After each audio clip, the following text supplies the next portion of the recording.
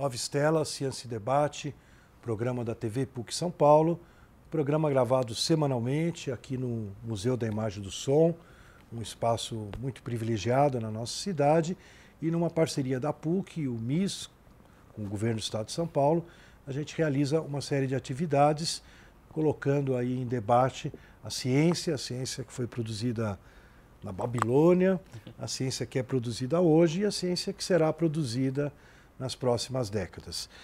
Normalmente o Nova Estela tem um convidado, muitas vezes da PUC, mas hoje a gente tem um visitante aqui no nosso programa, professor, doutor Bruno Chaussé. Isso. Pesquisador associado do Laboratório de Metabolismo Energético do Instituto de Química da USP.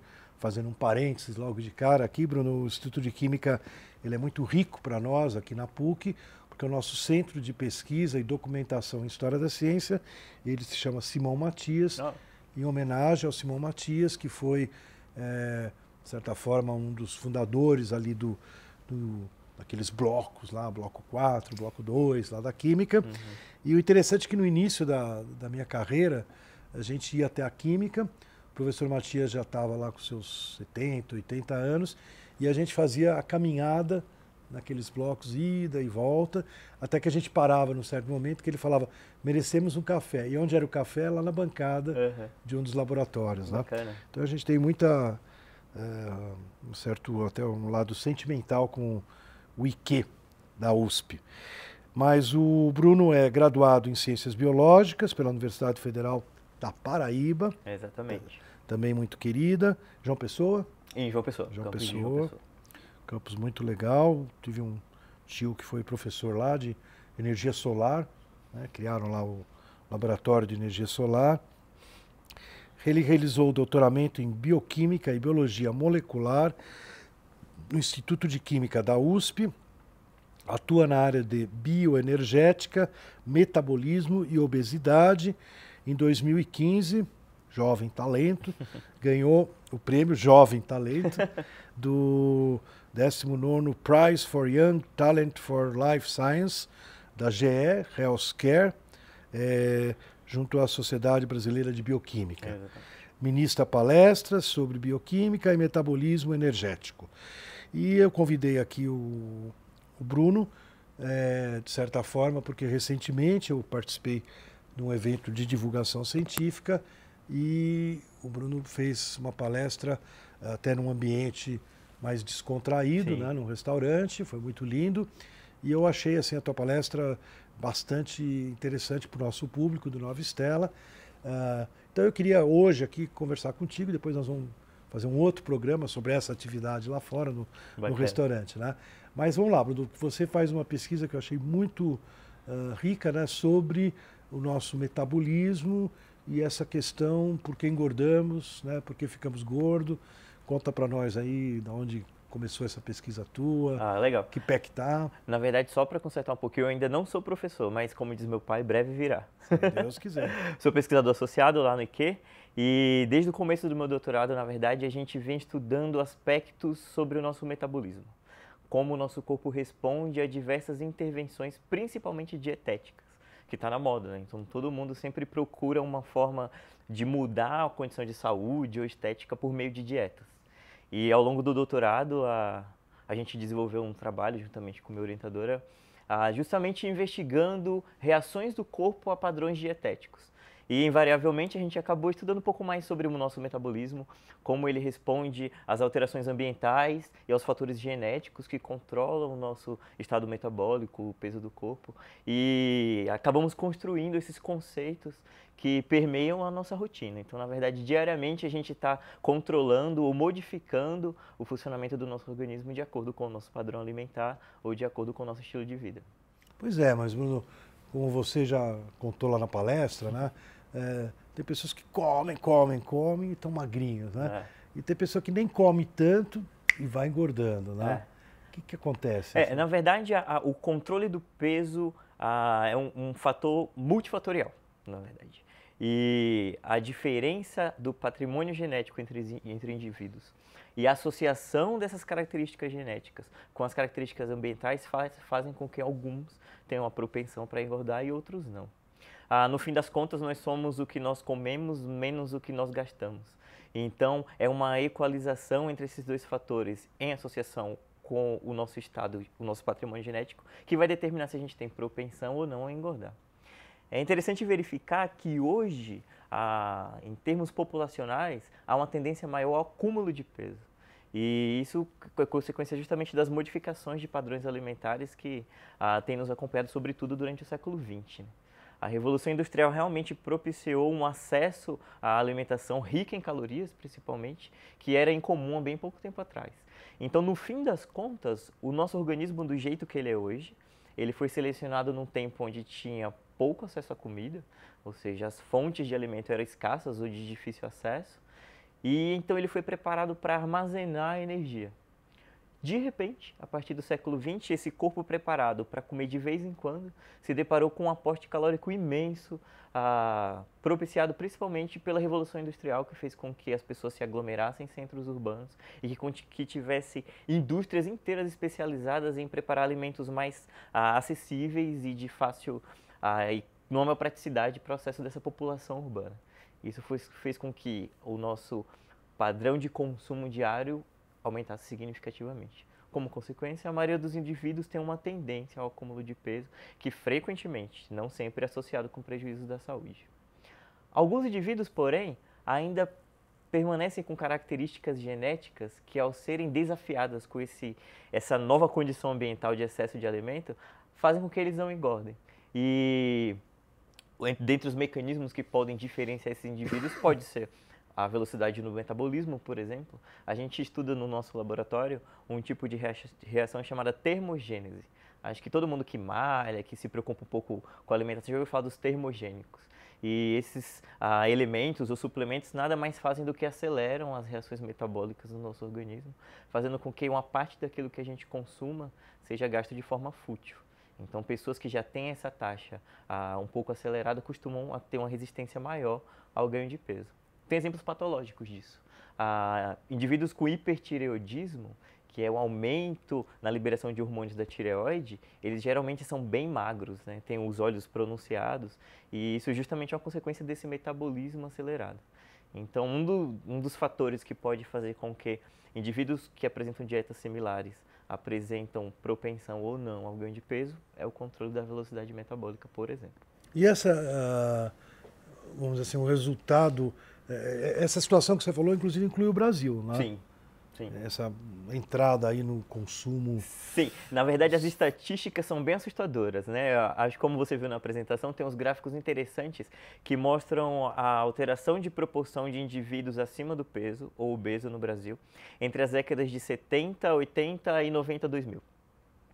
E a gente partiu de índices ao redor de 17 a 20% para índices muito próximos de 50% nos tempos atuais. E isso indica duas coisas importantes. Primeiro, que nós temos um problema de saúde pública grave para lidar, que é consequência justamente desse acesso facilitado ao alimento. Eu lembro bem de quando eu era mais novo que ainda tinha muita campanha contra a fome no Brasil. E que realmente era muito mais alarmante do que hoje o índice de pessoas que tinham um acesso bem mais dificultado à alimentação. Hoje em dia a gente vive um aspecto bem diferente, onde a maioria da população tem acesso à alimentação e em abundância. Isso faz com que os padrões de saúde populacionais estejam bem modificados em direção ao maior ganho de peso do que a subnutrição. Você diria que hoje em dia o problema se inverte? Quer dizer, o problema de saúde pública hoje é menos a fome e mais a decorrência desse excesso? Na maioria das regiões, com certeza, e principalmente nos centros urbanos. E não só a obesidade em si, porque muitos indivíduos acabam apresentando problemas associados a esse novo padrão de alimentação, mesmo antes de apresentarem uma característica obesa definida ou clara. Então, na verdade, são diversos quadros de saúde que são potencializados por esse aumento do acesso a alimentos ricos em energias e consumido de uma forma demasiada. O excesso de energia, o que ele coloca em risco? Qual é o excesso de energia? Excesso de peso, né? Consequência do excesso de consumo de alimento.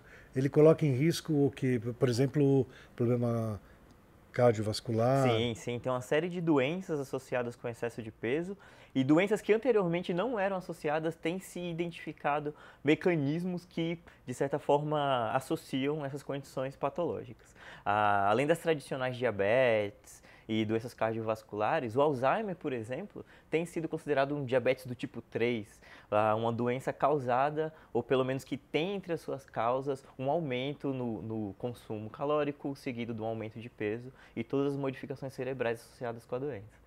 Então, na verdade, tem uma série de quadros patológicos que podem estar associados com a obesidade e que realmente representam um desafio para o controle da saúde pública. E como você avalia assim, essa enxurrada de dietas que aparecem aí na mídia? É interessante porque eu acho que até aqui... Hoje em dia na internet, né? A internet sim é um veículo poderoso para o bem e para o mal, né?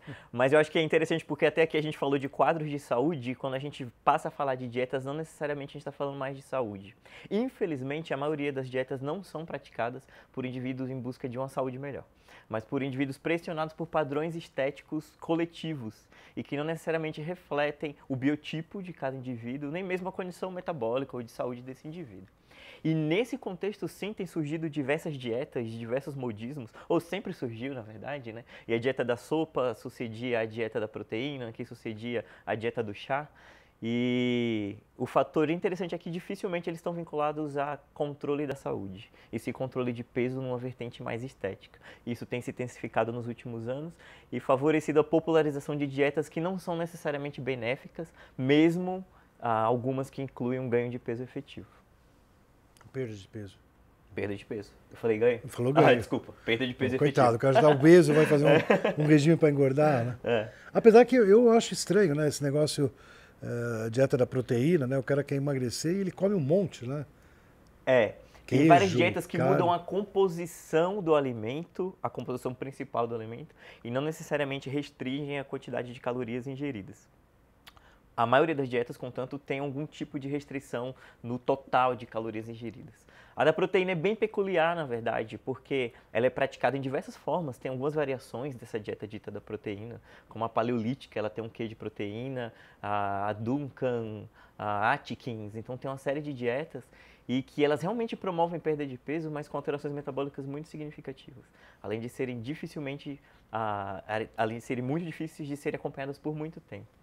Além disso, tem várias perspectivas, principalmente no estudo de intervenções dietéticas e envelhecimento, que mostram que ao invés do aumento no consumo de proteínas, a diminuição está vinculada com a melhora na saúde em longo prazo. Então, são dietas bem complexas de serem equalizadas, isso sem adicionar um fator principal quando a gente fala de dieta, a individualidade. Então, como a gente mencionou no começo da nossa conversa, diferentes organismos respondem de formas diferentes à mesma intervenção. E o grande desafio durante esses modismos da dieta reinante, acho que agora nós temos o jejum intermitente ou então as low carbs, que estão em auge por agora, é justamente essa falta de particularidade em reconhecer que o indivíduo pode responder de forma diferente ao senso coletivo sobre os efeitos da dieta. Uma coisa que eu fico curioso, que eu escuto cada vez mais falar, o pessoal que abandona a comer carne, né? Tem uma certa maré aí de...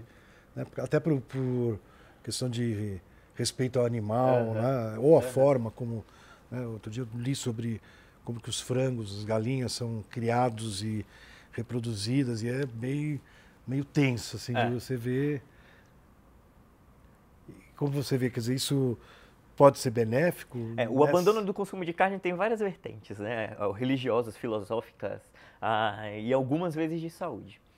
Existem sim estudos que indicam que a diminuição do consumo de proteína de fonte animal é vinculada à melhora de marcadores de saúde, de parâmetros de saúde. A melhora? Sim, sim. Inclusive, as populações com maior longevidade no mundo associadas com bons marcadores de saúde, que, por exemplo, consomem a dieta mediterrânea, ou a população de Okinawa, no Japão também, eles têm uma dieta que majoritariamente é composta por carboidratos complexos, cereais, e tem uma porcentagem de proteína de origem animal muito baixa. Mas, ao mesmo tempo, não indica que o radicalismo vai assegurar algum tipo de vida eterna ou de saúde eterna. Existem condições específicas onde a falta de proteína de origem animal podem trazer prejuízos para a saúde. Acho que a vitamina B12, por exemplo, é uma vitamina de muito difícil acesso em alimentos que não são de origem animal.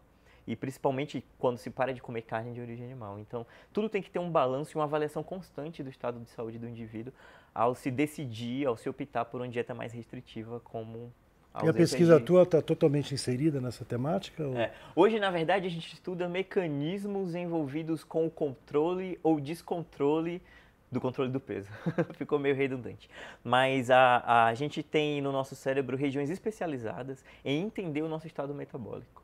Então, depois de uma refeição, por exemplo, o nosso cérebro entende que nós estamos energeticamente saciados e dispara respostas que diminuem o apetite e aumentam o gasto energético. Durante períodos de jejum, por exemplo, o contrário acontece. A gente aumenta esse controle da fome, aumenta a necessidade de comer, os aspectos sensoriais da comida, associado com a conservação de energia, porque indica que a gente está num déficit energético. E hoje em dia no nosso laboratório a gente tem estudado algumas relações entre o consumo de dietas ricas em gorduras e a alteração na função dessas regiões do cérebro.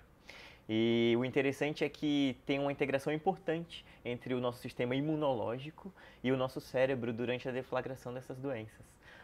O consumo de dieta rica em gordura está frequentemente associado com a inflamação sistêmica, só que ela é subclínica. Você está inflamado, mas não aparece que você tem algum tipo de inflamação no corpo. Mas o interessante é que essa inflamação está associada com a alteração do controle da nossa massa corpórea, seja por meio de alterações de mecanismos cerebrais, de controle de fome e de peso, ou mesmo controle do funcionamento dos tecidos onde nós armazenamos gordura, como o tecido adiposo visceral, que é o que todo mundo quer se livrar por meio das dietas. Então a gente tem estudado essas relações e como alguns desses mecanismos podem reverter essas respostas, vamos dizer, maléficas ao excesso de calorias do nosso padrão dietético. E essa pesquisa da parte neurológica cerebral é feita no mesmo laboratório de bioquímica ou vocês têm alguma interação com outro?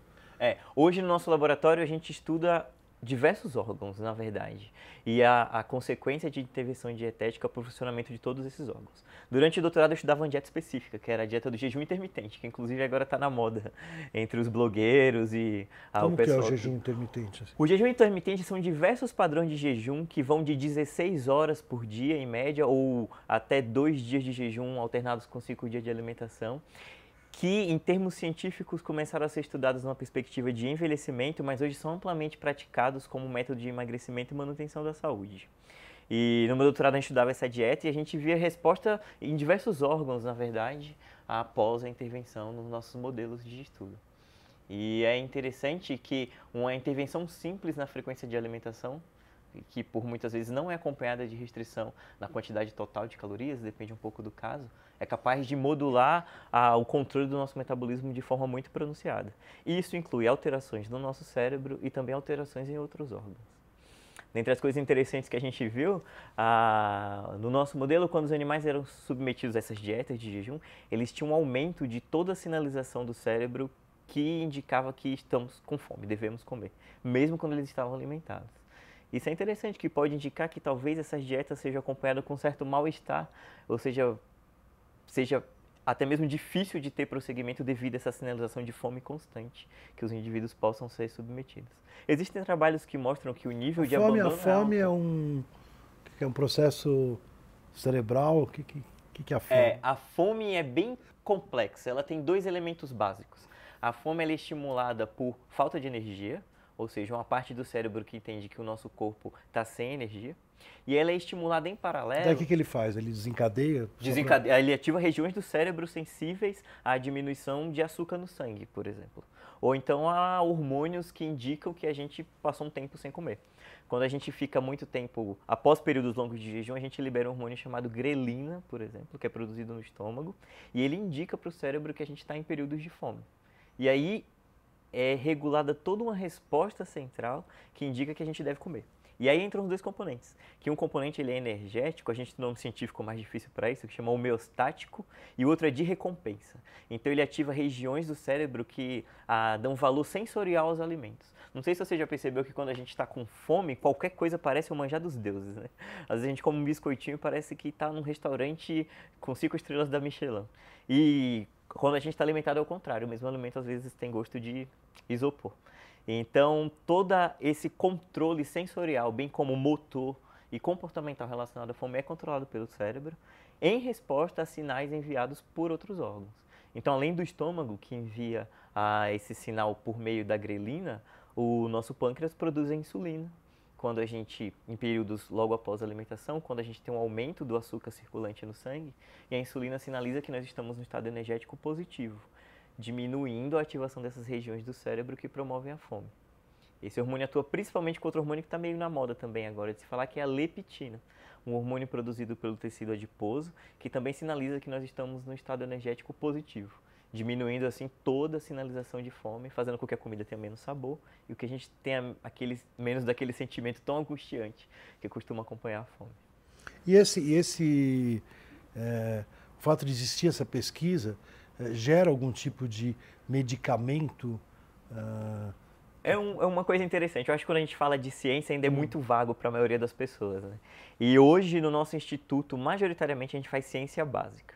O que é ciência básica? A ciência básica se ocupa em desvendar os mecanismos, em conhecer os processos que controlam os diversos eventos, sejam em organismos ou mesmo da matéria. E hoje em dia a gente trabalha com ciência básica. Então, o objetivo central dos nossos estudos é entender esses mecanismos, para então, a partir da compreensão desses mecanismos, existir o que chamamos de ciência aplicada, que é o desenvolvimento de ferramentas que possam modular esses mecanismos.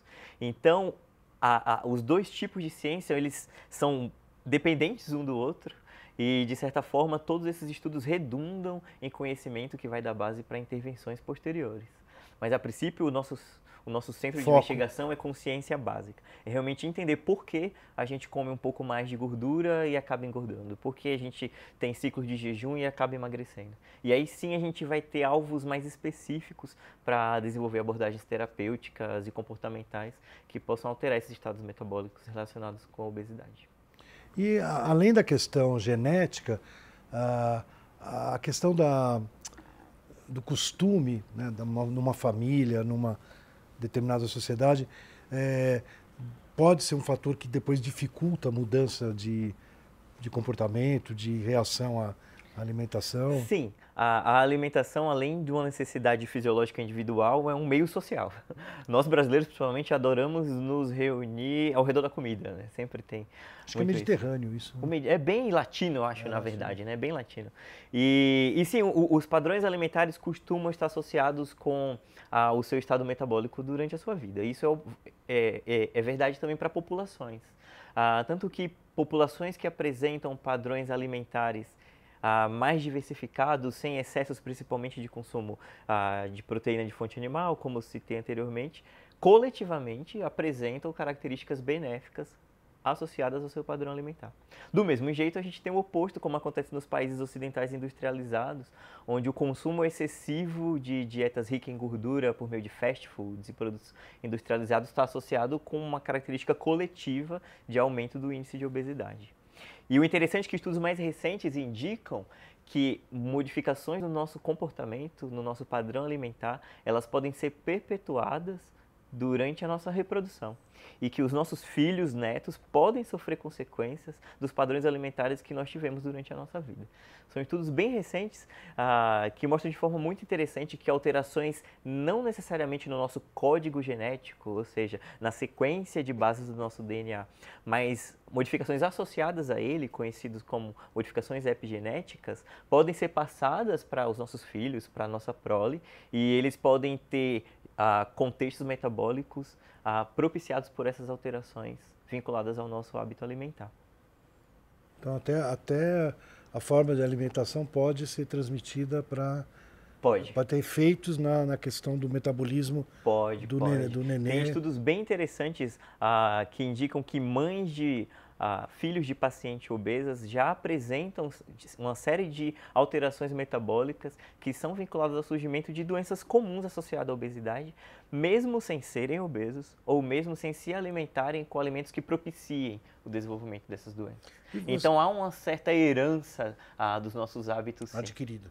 Sim, adquirido e não exatamente presente no nosso patrimônio genético. E A gente tem pouco tempo no nosso programa aqui, mas eu não queria deixar de perguntar, qual é a tua perspectiva, assim, a gente retomará um equilíbrio, esse 50% de peso, vamos dizer assim, prejudicial à saúde, pode baixar para 20%? A gente está trabalhando para isso, né? Na verdade, tem um mundo científico inteiro dedicado a estudar as relações metabólicas que estão por trás do desenvolvimento da obesidade e do ganho de peso. E, além disso, o patrimônio genético das populações já impõe o limite para a prevalência da obesidade. Então, em países que começaram a Revolução Industrial um pouco antes do Brasil, por exemplo, já tem um certo platô no nível de desenvolvimento de obesidade, que tem sido atribuído ao patrimônio genético daquela população. Então, na verdade, o que se estuda hoje em dia são intervenções que possam fazer com que esses indivíduos não cheguem mais nesse estado metabólico e que essas taxas realmente sejam reduzidas. Muito legal, Bruno. Queria agradecer muito a sua presença aqui no Nova Stella. Eu acho que esse tema da alimentação a gente já abordou e vamos abordar futuramente, que acho que é um tema bastante essencial a gente ter passado da fome para o excesso, né? Nova Stella Ciência e Debate se despede, lembrando sempre, né, que as estrelas lá na Renascença, no passado, permitiram uma mudança na visão de mundo e a gente espera que novamente surjam novas estrelas e nos permitam caminhar para um futuro, um mundo mais equilibrado.